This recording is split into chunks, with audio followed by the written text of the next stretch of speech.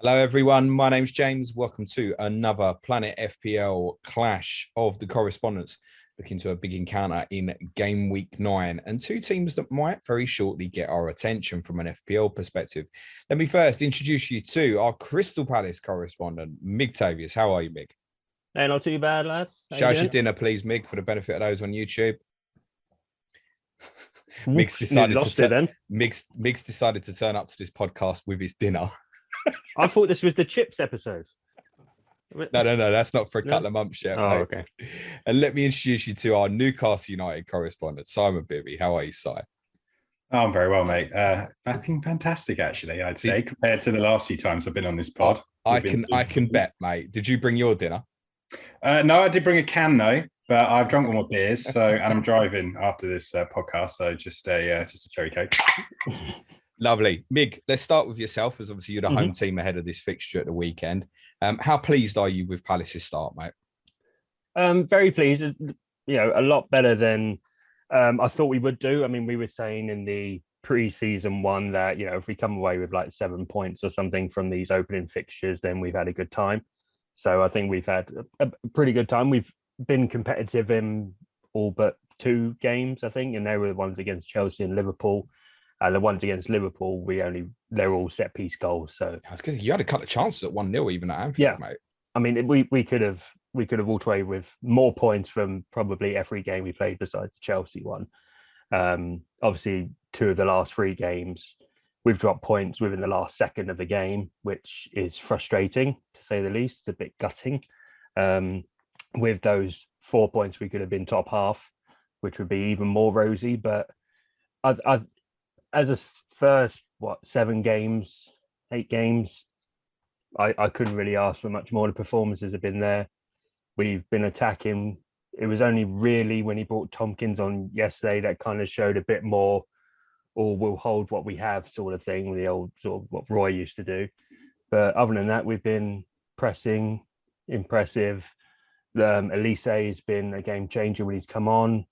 Edouard has scored since his opening brace, which I was a bit worried that he'd turned from Celtic Edouard into Palace Edouard, and he was going to be one of those ones that has loads of chances and never scores. But thankfully, he put that one away. But yeah, I'm very happy at the moment.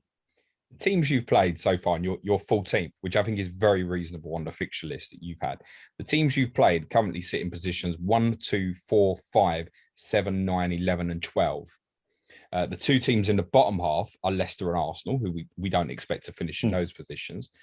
And you'd argue, when we identified 3 home fixtures in your first 10, Brentford, Brighton, and Newcastle was very winnable.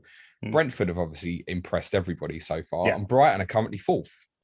You obviously threw away that Monday night game. Yeah, we lost 1-1 in that game. Yeah, you lost 1-1. You lost 2-2 on Monday night against Arsenal as well.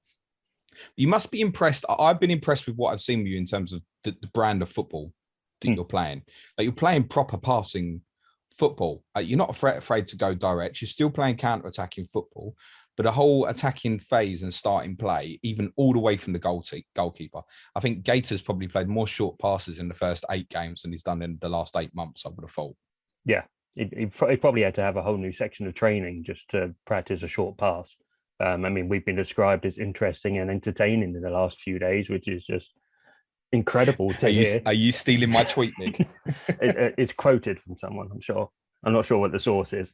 But yeah, I'm completely different to what it was the last few seasons, where there would be drab affairs. We'd go possibly 1-0 up and then try and hold on for the rest of the game. I mean, the first halves haven't been great. I mean, we're basically a team of 2 halves at the moment.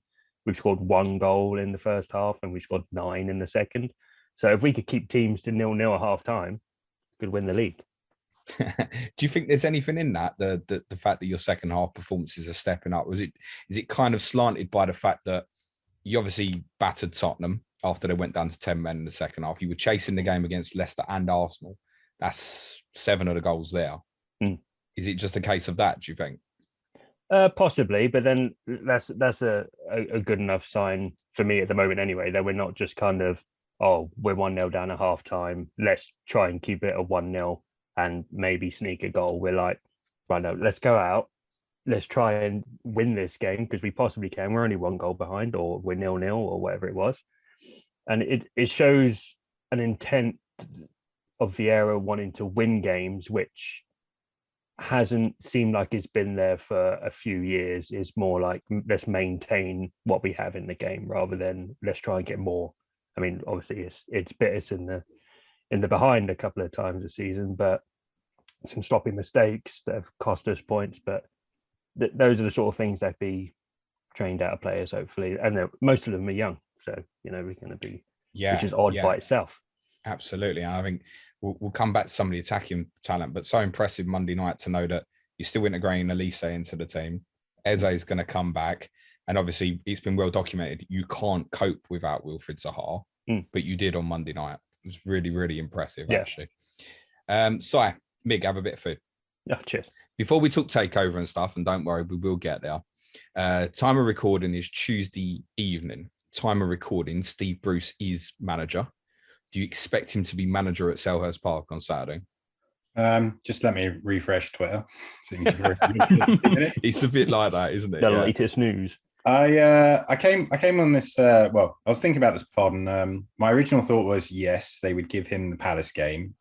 Then, spoiler alert, we would lose, play terribly, and then he would be sacked before he even got to the team bus.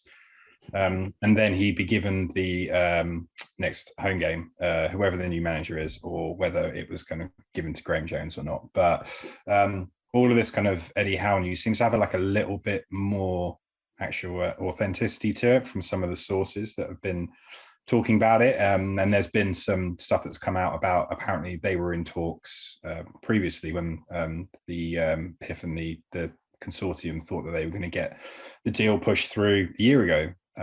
So possibly he comes in charge. I still don't know if it's going to be pushed through in the next couple of days. And I have a kind of theory on how I think a lot of the motions and things that are going to be going on at Newcastle, or are very positive, I think might take a bit of time. And I think that's because of the structure of the personalities, the individuals, and the different consortium elements involved. I don't think anything with this club is going to be done rashly, and I don't think anything is going to be done that quickly. And I think you could see that from the fact that they didn't announce a statement on Bruce was staying for 4 or 5 days after, I think it was on the Thursday, just before his press conference, even though apparently they had the conversation on Monday and they decided that at that point he was going to stay for the Spurs game.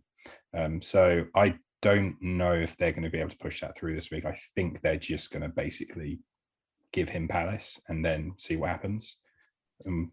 But either way, we're talking about an inevitability here, like 100% certainty, aren't we, that he's going to go? Yeah, I think he knows it. I think everyone knows it. Yeah. I did think it was quite funny seeing Gary Neville and Jamie Carragher having a go at the Newcastle new owners for not sacking him. I thought that was a new one. New little wrinkle in the coverage for not sacking a manager, putting him out of his misery. But yeah, I think it's inevitability. I think you saw that on. And obviously, you'd have watched the. I don't think you went to the game, did you? The weekend? No, I can't remember a lot of it, mate. No, yeah, I saw you tweet about having had 4 beers before the game started, and yeah, it was an unusual decision of mine, which was regrettable. But anyway, we move on. We digress. Yeah, I can't remember what point I was making now. I was just looking at what Mig was eating. Go on, Mum. Good, thanks, Mig. Zoom doesn't quite work like that. I think we know he's going. I think I can understand Neville and Carragher's comments for those who didn't see it on Monday night. Basically saying, look, you should have sacked him. Was basically based on the statement last week of we need to assess what's going on, but there was no backing for him. And I think they were kind of caught between a rock and a hard place in terms of we haven't got the next man lined up. We're better off leaving you in charge for the moment, but we're also we don't want to get on the wrong side of the fans, having just walked in the door and said, "Oh yeah, Bruce is in charge till the end of the season." They've basically just kind of sat in the middle and been non-committal, haven't they? Well, he can't be in charge for the rest of the season. I mean, just based on his record alone, I think it's a case of like who's available out there. Eddie Howe seems to be the obvious choice. The challenge is with that is obviously the January transfer window. If you look at all takeovers of all clubs, the first manager through the door with new owners is never the one that actually leads that team to any crumbs of success. That person is always the transition manager. So really, it's a case of, does Eddie Howe want to be that? Does he back himself enough to be given not just the rest of this season, but next season, or a 3-year deal? I mean, the club could pay him for 5 years or give him an Alan Pardew 8-year contract and sack him in 2 weeks. It doesn't matter to them in terms of like the money. It's really like, what's the structure? What's the long-term plan? Is there kind of an agreement that he'll take it on till the end of the season? I don't know if he'll be happy to do that, being interim manager. But beyond 18 months, I don't know. It feels like an inevitability with him being in charge that he's going to leave anyway. But I don't know. I'm kind of new to all this optimism. I get that. I get that. Thinking of how you could progress from a shit manager onto someone. What you said about the fact that there might have been talks with Howe quite a while ago, I think probably rings true, because actually, ironically, I think, Mig, you sounded him out to potentially be your next manager. And I think the word wasn't interested, and it felt like a bizarre one, because actually it felt like a kind of a nice fit. Yeah. Actually, in terms of young coach, British, what Palace might have been looking for. It seemed a strange one that he had no interest in even having talks with Palace. And I wonder if it's because of that he knew that this was going to come up at some point. Possibly. He would have got paid. He would get paid a lot more. I'll tell you that for certain. It's a certainty, isn't it? I mean, it's not a job you'd refuse at the moment, is it? You almost can't lose with it. What's the worst case scenario? He's shit and he gets a big payoff. It's reality. Word for Jose, isn't it? Well, is that how you feel, Si? A little bit like I felt with my previous manager, just like anybody else. Is that how you feel, Si? Oh yeah, it's been that way for a long time. But I think it's a completely unique situation we're in now, that it just needs a change. It needs a refresh. I saw, the only thing that, if you're going to defend Bruce, you look at the team that played against Spurs, and 5 of the starting 11 played for us in the Championship. And he's kind of stuck with that squad, or whoever comes in is stuck with that squad. But there definitely are things that can be improved. Tactics, pressing, fitness, everything else. You can bring in backroom staff, which you wouldn't, no one's going to come and work for Steve Bruce now. He's going to be potentially out the door before the weekend. So there are things that could be improved before the transfer window. And I think there are things that need to be improved and will be improved on the coaching side. Just as now, I know it's really difficult when we think Eddie Howe's probably going to take the job. We don't know. But how confident are you about the rest of this season? Forget the money and stuff. We know you'll probably spend some in January. Are you concerned at the moment? Oh, I mean, I'm concerned by the fact that we played 8 games or 9 games now and looked shit, and have, scraped a couple of draws, dropped points when we shouldn't have. The squad isn't good enough. And I think it's kind of regressed. Even if you look at some of our kind of more established players, like Lascelles just doesn't look up to it right now or anymore. I don't know if he's kind of plateaued in the last couple of years. He looks fit. I just don't know. There's something not quite there. I thought I might see that again at the weekend, with the takeover and being sort of captain of the club and leading them out. But his performance lacked any kind of real leadership qualities. Interesting to see Saint-Maximin back playing with Wilson as well. Particularly, I'm going to plug your video that you posted for Planet FPL patrons. I think it was a patrons only video, wasn't it? Yeah, but I shared it with you because it was all about your team. Very good. Anyone that's not a patron should actually sign up to it. Just to Thanks, Si. I'll do the sell at the end. You don't need to. In summary, he's not as good when Wilson's playing. He plays more, drifts more wide. I think we saw that in that game. So if you're looking at the positives of Eddie Howe coming in, I think he would work on that system with them. If you look at the way that Bournemouth played a lot, it was with kind of 2 strikers dovetailing each other, maybe one dropping deeper. I know he didn't end his relationship with Fraser very well, but I'd still like to try and see Alma and Fraser, Saint-Maximin and Wilson in the same team at least once. Would be nice to see how that goes. And I think he's the sort of manager that would try it. We'll still probably get beat more than we win, but I think he would inject enough freshness into the squad and the team that we'd step with a few signings. Yeah, agreed. We'll come back onto some of the personnel. Mig, obviously you've had a really difficult start in terms of fixtures. That must mean there's some good ones coming. Newcastle this week, then another easy game away to Manchester City. But in all seriousness, after that, Wolves at home, Burnley away. And I tell you what's really interesting for those who have already used their first wild card, which I feel like is the majority of people.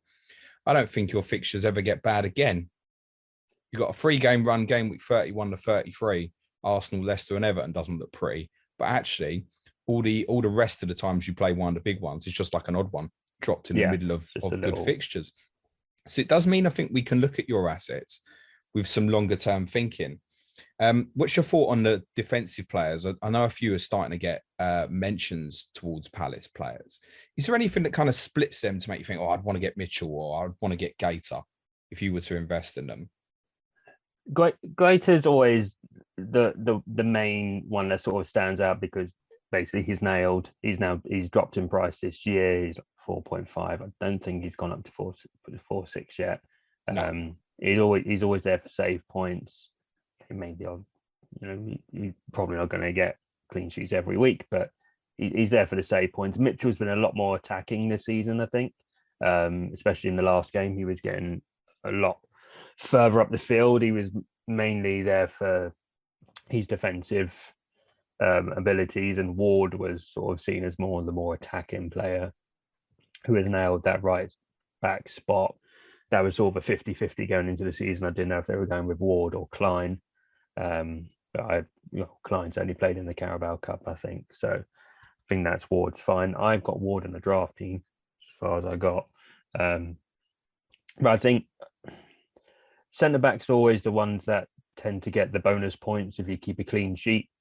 But neither of them have really shown too much attacking threat at a corner. I'm not sure if that's just because we haven't been that great with our corners, or they just haven't been in and around where the threat should be. But yeah, if you were going for Palace defense, it'd probably be either Guaita if you're going to swap out Sanchez, and for some reason you can't afford Ramsdale because he's been probably the form keeper at the moment. Then Guaita's a good option. Either that, I'd probably maybe side with Ward. I think over the Mitchell and Ward. I think he's probably. Oh, do you really? I was surprised you say that. Yeah, I think he is accustomed to a bit of a yellow card, but I think he gets round on the overlap a bit more than Mitchell does. Mitchell's getting better, and he's shown a lot more attacking threat. But I think at the moment, Ward is probably the more attacking of the two. Just looking across the back four, because they're all 4.5. Yeah. And they're all absolutely nailed as far as I can tell at the moment. I mean, they've all played every game since Anderson had come in a bit late and missed the first game at Chelsea. Ward and Anderson have had 2 yellow cards. Anderson's had 1 bonus point. Other than that, there's nothing like to split these guys basically on anything. I'd have just thought you might have said Mitchell was possibly the most adventurous. And yeah, I picked that up from the Arsenal game as well. Yeah, in the Arsenal one, he was a lot better. I think I have to say. Agreed. What do you think of the centre back pairing just generally? I think they've done really well. I think they've gelled pretty quickly. There's still those odd few times, like with the Brighton last minute goal, where there's confusion amongst the two of them. But I think as a partnership, they've looked solid. I think they've been one of the top partnerships in the league so far for clearances and interceptions and all that, just under stats and all that sort of stuff. But yeah, I'm for people who are like, oh, they're buying a Fulham reject and a kid from Chelsea. I think they've gelled really well, and hopefully it'll be a blossoming partnership for a few years yet. And people, big teams like Newcastle don't come in and steal them or anything. Could do, mate. Could do. Anderson had the kind of one big mistake against Leicester, lack of concentration. And I think it was Gay really was at fault for the Morpay goal as well. He let it bounce. But good partnership. I mean, particularly in the case of Anderson, surprised, we said it in the summer, surprised that you got him. So we thought it was like consistent top half teams with respect. We're going to go out and buy him. I know Tottenham had a long interest in him and obviously decided to go elsewhere. It's a great coup for you. I think they're really good as a centre-back partnership. I think they've got a nice blend of each other's characteristics. Like Anderson's extremely good on the ball. Gay's more kind of physical, a bit quicker on the turn and stuff like that as well.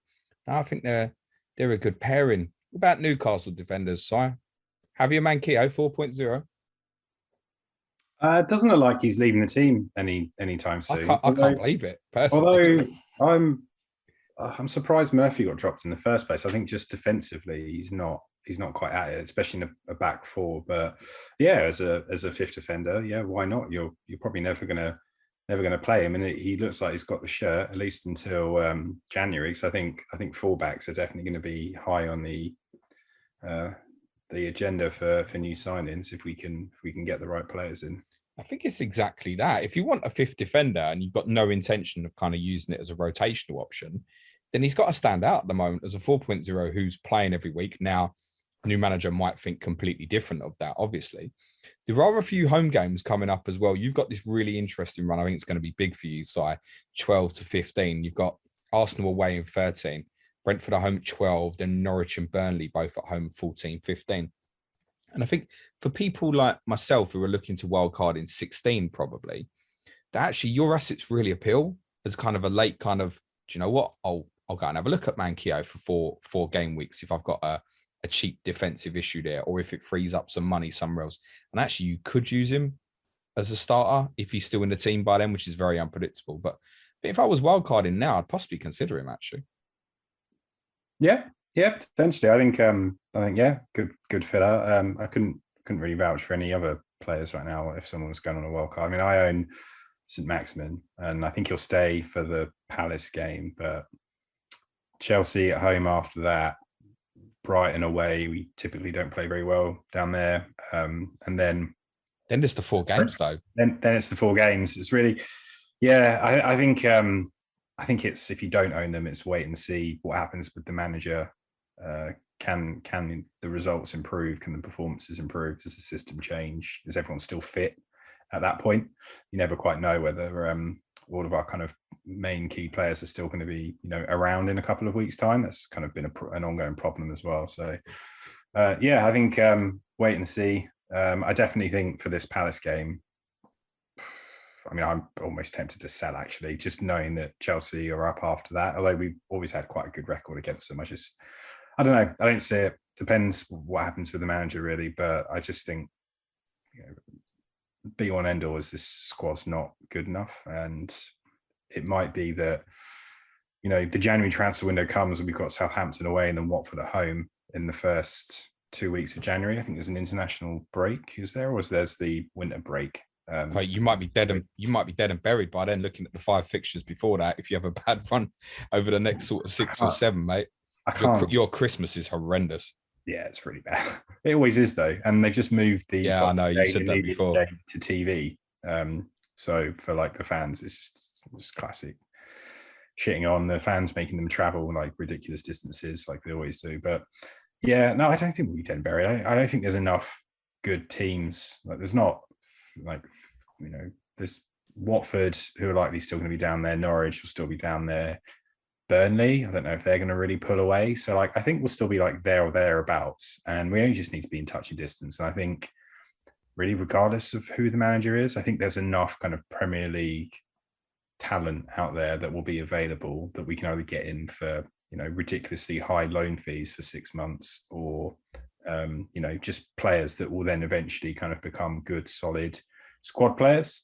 And to be honest, for this season, and actually for the next couple of seasons, I'm just like happy to see some progression year on year. Get a good manager in for a couple of years, play some good football, actually try and win games. Kind of like what's happened with Palace this summer. It's interesting.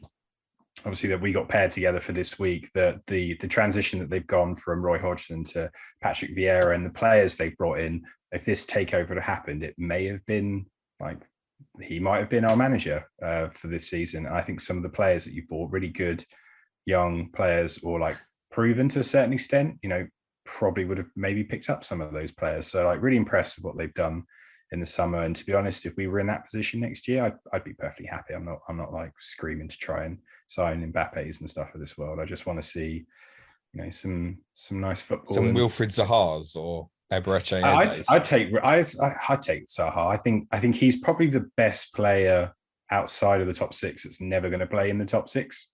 To be honest, at this stage, he might if he joins you, mate.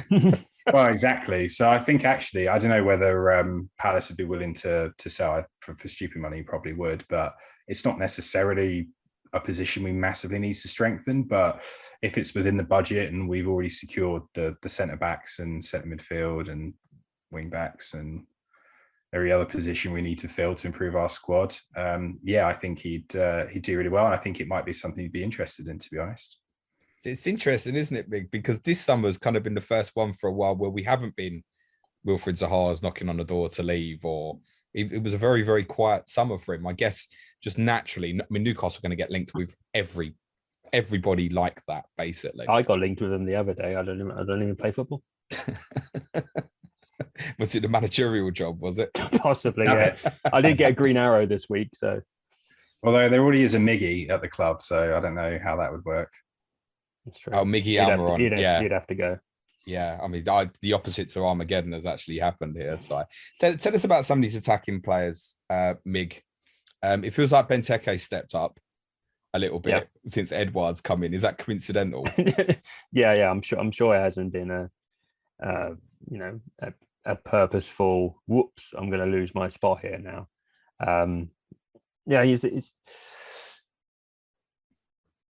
I was worried that he would just sort of keep Benteke in for the time and then just sort of phase Edouard in. But he was like, right, he's had 2 games, right? Edouard straight in now, and he looked all right. He had the same sort of thing. He was like, he's had good movement, he's getting in the right places, but he's not scoring.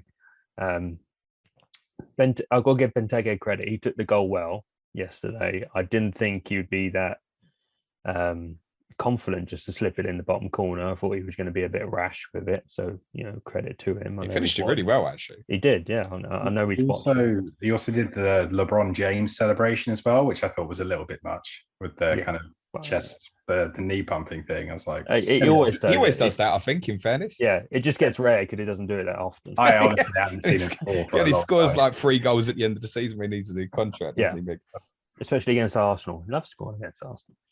But I think it's helping with having the players around him. I mean, he's the sort of player that needs good supply to him, whether it's in the air or something he can cushion down and take on, because he's not going to be beating defenders, hanging on to their shoulders and beating them with pace. He's going to need that supply, which he would hopefully get from someone like Olise or Eze or Zaha.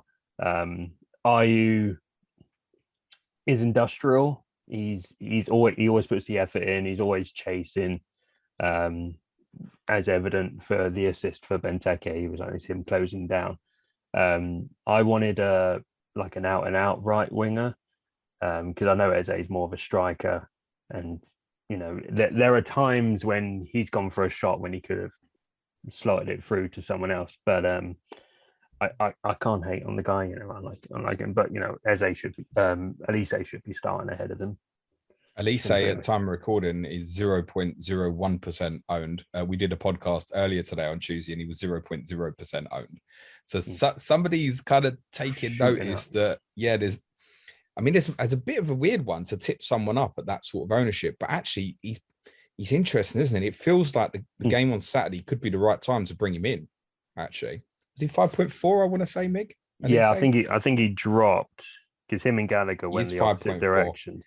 And obviously, look, I mean, he's got 2 attacking returns in 68 minutes so far. That's gonna get people's attention, that's isn't Salah it? level of, It's better than Salah, mate. Exactly, for like nearly a third of the price. I think obviously the outstanding option at the moment is Gallagher, just for the price he was and the form he's shown throughout the whole season, pretty much. If you're looking for if you're wildcarding at the moment and you're looking for those odd 0.1s, 0.2s, going for a Manquillo over a Livramento because you need that 0.1, that 0.2, going for someone like Olise over Gallagher for those 0.3, I think is in at the moment. But obviously that's if he starts getting starts. I mean, obviously, he's getting returns at the moment, but he's coming on with 20 minutes to go, 10 minutes to go. That's not exactly what you want for probably what would be your 4th midfielder at this point. If I said to you, because there's a lot of people in there in a position with sort of like Jota, Greenwood, Harvey Barnes. Yes, I had all 3 of them in the weekend just gone. Who are suddenly looking down, and perhaps I think the obvious one people talking about some Wemo. We're not going to cover that again now. But if you were looking at Palace, which I think a few people are beginning to do, because they're going, well, you can't tip me up in Buemo and Rafinha. I've already got those players. I want to come down and then make another move somewhere else afterwards. Gallagher or Olise, you would still go Gallagher, definitely, yeah? For knowing that he's starting the games, he's always getting in the box. He's got a good shot on him. I mean, he almost scored yesterday. It was only a brilliant save from Ramsdale that denied him another goal. And the uncertainty over Olise starting, which I think he's got to start soon.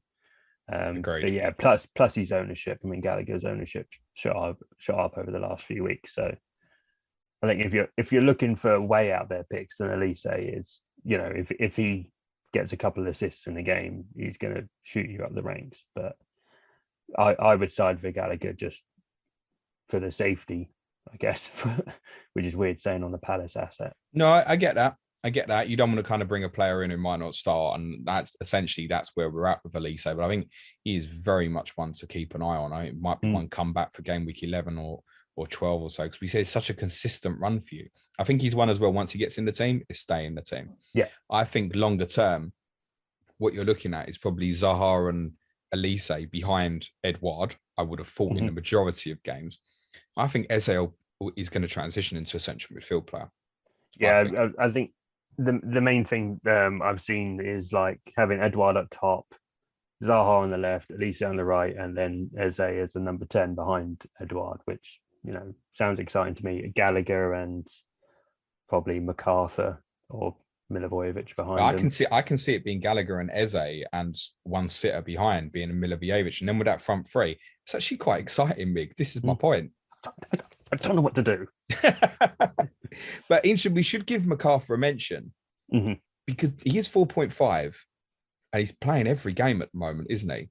Is he one, if you were wildcarding now, you'd think, yeah, that's my 4.5. Or would you be concerned longer term about him? Yeah, because you probably just escaped him getting a red card. Yeah, so, there is that as well. He's not going to probably hopefully doing that anytime soon again. But yeah, I have I've had Brownhill since the start of the season, which, you know, hasn't exactly gone well, and he's dropped in price. But I've looked at getting MacArthur, but then like it was that weird thing. I was like, do I want to use up a Palace slot for MacArthur? And I was like, why am I thinking that about Palace players? I'm like, you know, I may want to get Edouard. Big's worried about blocking himself, treble Palace. I never thought I'd see the day, mate. I feel dizzy. I'm not gonna lie. It's good. It's good, mate. I think MacArthur's one to consider for people who are perhaps trying to transition formation, perhaps want to go from 3-5-2 or to 4-3-3 and need to do it in a couple of quick essential moves. MacArthur's the sort of one you can drop the 4.5. You could play him in a fixture like this weekend and then shove the money afterwards, for example. And I think for wildcarders, he should be within that conversation. I take it, Si, you've got no one in the midfield you would recommend. In the midfield from Newcastle? Yeah. No, well, definitely not John Joe Shelby. Fuck me. To be honest, I forgot he played for them. To the new owners, come on for 10 minutes. It was a brainless second yellow card, wasn't it? I forgot he played for them, to be honest. He has been injured for a while, in fairness, John Joe Shelby, so he'd just come back. Joe Will at 5.9. Is he underwhelming, Si? Is this He is. He's playing too deep. He's not kind of similar to what we were saying about Saint-Maximin when Wilson's in the team. He obviously had that run at the end of last season without Wilson in the team, and right now he's basically just playing centre mid, and you can see it on his face every time he gets subbed off with 10 minutes to go. It's preying on his mind the fact he hasn't scored. So I owned him earlier in the season, dropped him. He's the sort of player I think you've just got to wait to see with the new manager where he fits him in.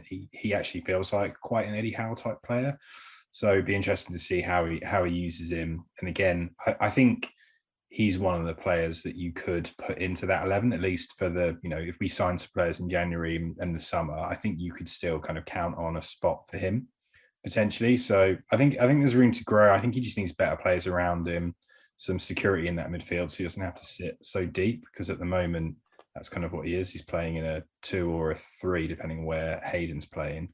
Not what he was doing towards the end of last season, but confidence is low. He's had a couple of like niggly injuries.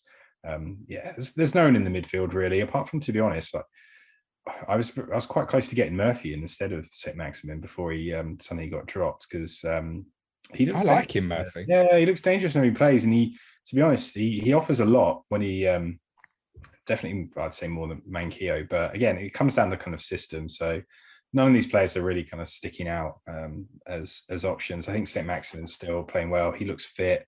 He looks up for it. I think depending on the matchup, he'll still tick along some points, I think. But you might let go. Yeah, it's the fourth highest scoring forward in the game, si. Yeah, I know. But yeah, we'll see. Like, I don't know if that can continue or not. But interesting enough, I mean, if you remember at the start of last season, this was the start of the season that I thought he was going to have last year. And Same. It can continue. And I think, again, better players around. You get better players around him, Willock, and I don't know. Probably that's probably the extent of the people that I would leave in the 11. Wilson, obviously, he always gets injured, and I think he'd be a fantastic kind of like backup striker eventually. Is there anything in that though? Because the analysis I shared with you was basically he takes more onus when Wilson's not there. Obviously, his position is a little bit different as well, but I think there's certain things off the ball that when Wilson's there, he thinks, well, Wilson will make that run, I won't bother. He comes to feet a lot more. Yeah, it's true. He had that one run where Wilson played it through the defender's legs, and he was quite close, and he made that kind of 30-yard sprint into the box, which is what he was making when Wilson wasn't there. So I think continue to play them as a two. I think they'll work better, but definitely like now he's I think he's cemented himself in that number 10 slot, as long as Bruce doesn't piss around and stick him back on the wing again, which we kind of saw a bit of at Spurs, a bit too much of, I should say. But I think, he's come out and said that he's number 10. He likes to play number 10 and he should be playing there. So quick hypothetical scenario for the pair of you. You own Cristiano Ronaldo and you want to come down in money so you can spread the money somewhere else. You're going to buy Benteke, Edouard, Wilson, or Saint-Maximin. Mig, I'll start with you. Which one would you go for? Edouard. You'd go Edouard? Yeah. Si? I would wait till January and sign Mbappe when he comes to Newcastle. Bullshit. Where does Mbappe fit in that front line? Exactly. He's fifth choice striker. He's going to be sit on the bench the whole time. He is not getting in that team ahead of Almiron, and you well know that. So now go on. Wilson or Saint-Maximin, where would you go? If you had to. Well, I definitely wouldn't pick Edouard just because my dad owns him, and he screamed in my face last night when he scored that goal. Good man in the head-to-head, which was great. So to be honest, Wilson's fit. He's a bit more predictable in terms of his returns. So I'd probably pick him for the slight extra outlay. I think you saw it at the weekend. He only needs like one or two chances, and that at the moment this team is only going to create one or two chances. So the boring FPL pick would be him, but like IRL, it's always going to be Saint-Maximin. He's a god. I think the fact that there's only 0 point, and I think those who've got Saint-Maximin don't have to panic, but we said this on our pods last week, you have to be a little bit cautious that things might be about to change a little bit for Saint-Maximin. I don't think you particularly want to sell before playing Palace, although it's a far more difficult fixture than it may have looked prior to game week 1. I think if you were buying one now, it would be Wilson. And I think Wilson's going to be a serious consideration for me in the next few weeks. I think particularly that period, 12 to 15, even for myself, just literally going for Norwich at home and Burnley at home, 14 and 15. If I'm going to wild card in 16, I think I'll bet you I have Callum Wilson 14 and 15. Yeah, I might do too. I already owned him this season once, and I think last year I dipped in about 3 or 4 times over the year. I started with him. Bit of an addict when it comes to Callum Wilson. He's got this kind of reputation that people seem to like dislike him when he scores points. I don't get it. His ownership's never that high. He's not that expensive, and he plays for Newcastle. Yeah, and he plays for Newcastle. So there's almost like a surprise. But yeah, we'll see. We'll see if he gets some more help. And he could become a really good option in January, because I don't know what strikers are out there or whether that's really. I think we will end up buying a striker. The question is, do you buy someone to replace Wilson in the team and then relegate into second, or do you go and plug your kind of weakest points in your team? And I think, to be honest, that's what I would do. You strengthen the weakest areas of your team. Yeah, Callum Wilson's fine staying in that team for at least the rest of this season. If he's not if he's not injured. I do think we need someone else just in case he does get injured. But there's enough kind of proven old timer loanees that we could get in, I think, or like try and get someone like I don't know, Man U's not going to sell anyone to us, but like Cavani or someone, if his deal's running out and he's not getting minutes, slap in. Do you know what? It's interesting shout. Yeah, it's that sort of thing. You're going to need a strong manager because obviously the owners are going to be like, well, we want to bring in this big name, big name. You know, they're going to sell shirts and stuff like that. You're going to need a strong manager that goes, well, no, we need fullbacks because we need to stay up. We need centre back. You know, we need to fill these problems before we start spending hundreds of millions of pounds on people. I think the new owners know that the squad isn't good enough in pretty much every area. So I think it's going to be a question of like who's available. And there's a lot of talk of looking at kind of what Man City did in the turnover of players when they had their takeover and they went on that kind of spending spree and they bought something like 24 players in one transfer window or something. Someone was saying, I don't even remember that. That was quoted in the paper, like madness. We're not going to do that. I don't think we should do that. I don't think we will. I think it's just going to be like who's available. And the priority for the end of this season will be just to stay up, ironically. Yeah, how is that? Like our ambition is to stay up, which we've kind of cried about for the last 15 years, but so much like excitement and things that are going to happen, and just the fact that we're finally kind of progressing. You can see like all the emotion that was in the game at the weekend. Kind of weird that we scored in the first 2 minutes because that almost kind of ruined it and everyone started paying attention to the football. I think if it just like a dour first 20 minutes, people would have just been kind of more soaked into the atmosphere and less into the game. But it's going to be an interesting ride for sure. But definitely, I think every fan, like if you said we're not going to win the Premiership for 10 years, I don't know. I personally, I'm not that bothered about it. I wouldn't be ranting and raving. As long as we progress. Honestly, it's been that bad for the last 10 years that just progress. Win a cup would be nice and just get some good players in. You've never seen one of you. So no, I get that completely. You're obviously happy. I think as much as anything else that Ashley's gone and Steve Bruce is going, that's the biggest thing. How do you feel generally though about the people that have taken over the club? Well, I mean, we're just getting to know them really, and you can judge them on like past discretions. You can judge them on like the newspaper coverage of what like some of the representatives have or haven't done. I think everyone associated with Newcastle will continue to do the same thing that we've done through previous regimes, and this goes back to like the 1970s. Is we hold people in power to account. So I don't think you're going to get you're not going to get a massive amount of Newcastle fans that are going to judge them based on all of the allegations that are flying around and all of that stuff. But if any of that shit happens, or if they suddenly rock up and start discriminating against certain groups, the Newcastle fans will let them know that that's not all right because they're representing our club now.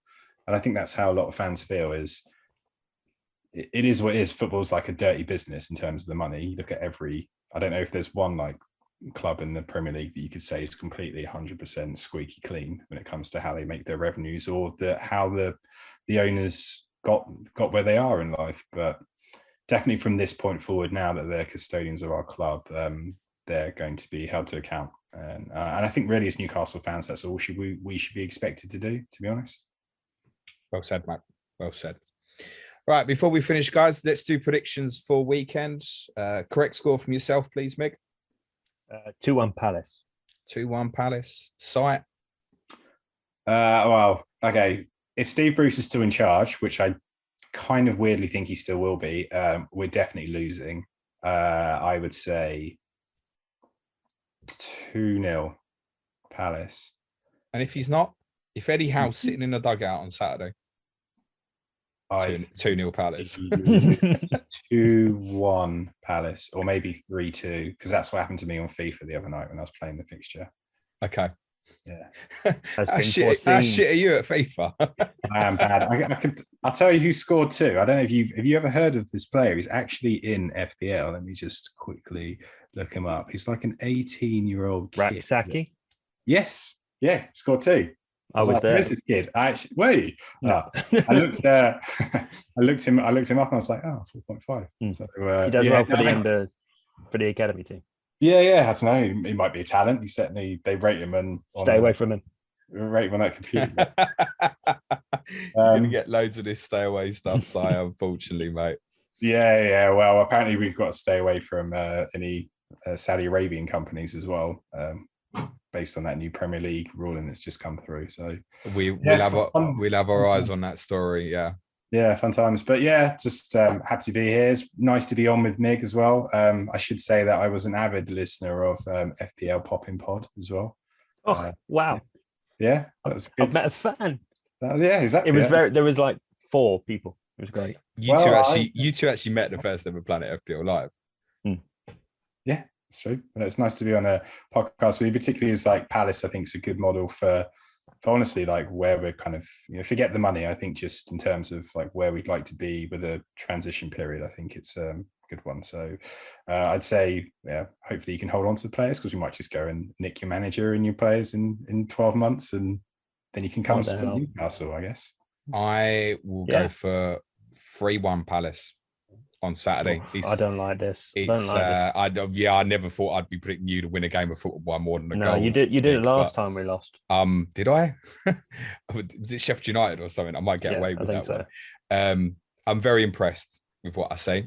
And I think you should actually have people's attention over the next couple of months, both in fantasy and in real life as well. I think, Si, the period you've got coming up, probably after the Chelsea fixture, at kind of 11 till 15, and then Leicester away in 16, and then there's a grim Christmas. It's going to be absolutely huge. But I'm pleased for you as a Newcastle fan that you got rid of the previous owner and that you're positive about the direction where it might be going. And I think, Mig, you very much should be about your club as well. Before you go, where can the guys follow you on Twitter? Mig? At Migtavius, Migtavius. There's no O. And Si? I actually have started tweeting a bit more at FPL_footballer. Now we can always tell when you're in a more positive frame of mind. Thank you both and good luck for the weekend, guys. Next week's Clash of the Correspondents, I can tell you, will be Liverpool versus Brighton with FPL Loco Lord and FPL Seagull ahead of game week 10. Tomorrow we will have a podcast out for you. I don't know what as yet because it's a Friday deadline, so it's a little bit confusing this week. But yes, do remember Friday deadline in FPL this week is 6:30 p.m. UK time. Other than that, thanks again to Mig and to Si. Cue music, please, man child.